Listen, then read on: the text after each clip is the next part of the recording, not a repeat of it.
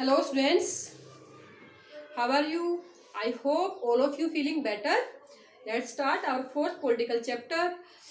In our chapter we have started in our previous video electoral system of our country. The first step is electoral constituency. Electoral constituency means when election take place in the country, then the country divided into different constituency. If there is Lok Sabha election, then the whole country is divided into different constituency, and if there is assembly election, then the particular state is divided into different constituency. Each constituency, one candidate is elected by the people. So electoral constituency is the first step of the election system. Next is reserves constituency. Reserve constituency, our constitution provide that every people can vote in the election and every people have right to contest the election. But if there is a free competition, then the weaker section of the society, they cannot contest election because they have no chance to win the election. Resourceful people always try to win the election, and they may be win because they have resourceful. Then the weaker section cannot compete with them. So there is a provision in the constitution that some seats are reserved for the weaker section, such as SC and STs. In Lok Sabha election, 84 seats are reserved for the SC and 47 seats are reserved for the STs. So this is called the reserve constituency, and other candidate cannot contest election on the seat of reserve constituency. The person who belong to SC/ST, they can contest election. Next is a voter list. When election take place in the country, a list is prepared by the government officers. In that list,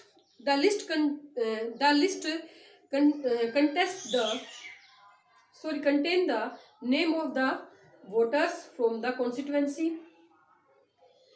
Every year, a fresh voter list is prepared by the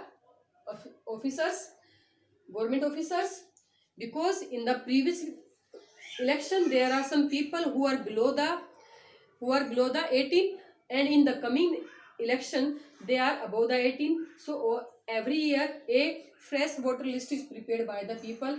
In the list we can find out who are the person who are that are going to vote in the election. Next is nomination form of candidate. When the election take place in the country, then the person who want to contest election, they have to fill a nomination form. In the nomination form, they have to give detail about their education, about their assets, about their liabilities, and about if they have any pending case or not. So there are some information which are given by the candidate who want to contest the election. So this is the nomination of the candidate. Next is, today our topic is election campaign. Election campaign. Every political party want to win the election. They try different tricks to win the support of the people. So in the election campaign, every political party use different methods to win the support of the people. They use pamphlets. They use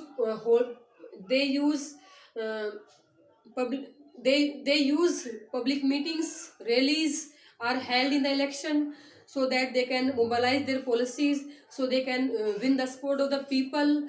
They use in the television and the newspaper are full of the news of the election. So there are some methods by which the political leader mobilize their policies: by newspaper, by television, by posters, by rallies, by public meeting, by door-to-door visiting.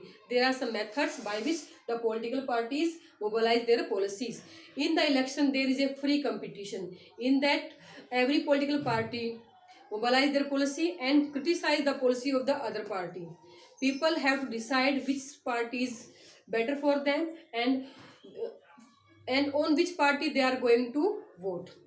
So election campaign is very necessary part of the election. Party gave some slogan to win the support of the people, just like remove poverty, save democracy, land to the tiller. There are some slogans which are used by the different political party to win the support of the voters.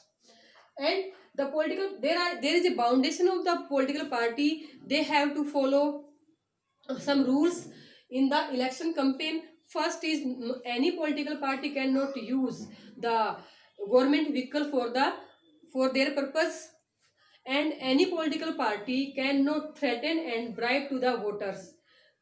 And next is, any political party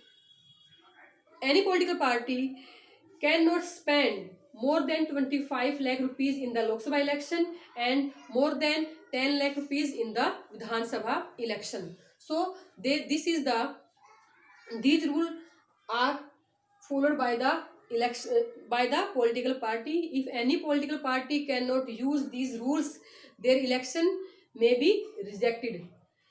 Next is rejected by the election commission. Polling and the counting of the voters on a fixed date. Sorry, there's a point is code of conduct. Code of conduct, Achar Sanhita. These are the three conditions which political party have to follow. Any political party or candidate cannot use worship place for the election propaganda. Any political party cannot use the worship place for their propaganda. Next is use of government vehicle, aircraft and officials are for election. Any political party cannot use government vehicles, aircraft and officers for the election. And next is, any election, once election are announced, minister shall not lay any foundation stone. Means कोई भी minister किसी बड़े project की नींव नहीं रख सकता of any project and take big policy decision, and they cannot start any policy, they cannot start any big project when the election date is announced. So this is the code of conduct. We have to follow the code of conduct. Election campaign start before the 2 week of the polling date. Before the 2 week of the polling date means when the polling date is 20, then the election campaign start up to 6 day from the 6th date. So this is the election campaign, polling and the counting of the voters. When the election campaign started before the 2 week of the polling date, then on a fixed date polling is held in the constituencies. Polling booths are made in the government building like school, like hospital. The voter who belong to the particular constituency, they goes for casting vote in the polling booth, and in the polling booth they have there are agent of the different political party to ensure that is there everything fair in the polling booth. So in the earlier, the ballot paper is used in the election for casting vote. In the ballot paper is a paper which consisting the name of the candidate, name of the party symbol, and the voter have to polling. The ballot paper is a paper which consisting all the party like this, all the candidate names and the symbol of the party. Then the voter who want to give vote to a particular party, they have to put their thumb impression like this.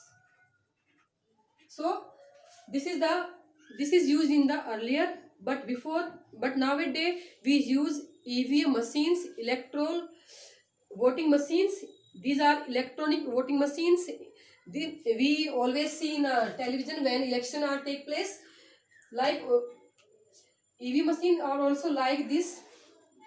In the EV machine there is a row of candidate, and there is another row of the symbol of the party, and the person who want to give vote to the party, they have to press the button before the candidate name and symbol. So this is the EVM machines, and when the polling is over, then the EVM machines are sealed in a secure place, and on a fixed date the polling machines are on a fixed date the EVM machines are opened, and votes secured by the each candidate are counted. Polling machines are open, EVM machines are open, and the voting are counted by the officers, and the agent of the candidate are present there to ensure that counting is going to be properly, is done to properly. So when the party, yeah, the candidate who get majority, yeah, who get highest vote in the election, he is announced elected. So this is the simple procedure of the election in our country. Election campaign started before the 2 week of the polling date. Election campaign, political party have to follow some rules and regulation. They cannot use government vehicles, they cannot threat and bribe to the people, they cannot spend more than 25 lakh rupees in the Lok Sabha election and more than 10 lakh rupees in the Vidhan Sabha election. These are the rules which are followed by the political parties. On a fixed date, polling is held in the constituency. Polling booths are made in every constituency, and people goes in the polling booth and cast vote. And on a fixed date, counting is held when the EVM machines are opened and counted. Count the votes. The person who get high votes, who is elected as MLA or MP. So this is the election process. I hope all of you get these points. Thank you.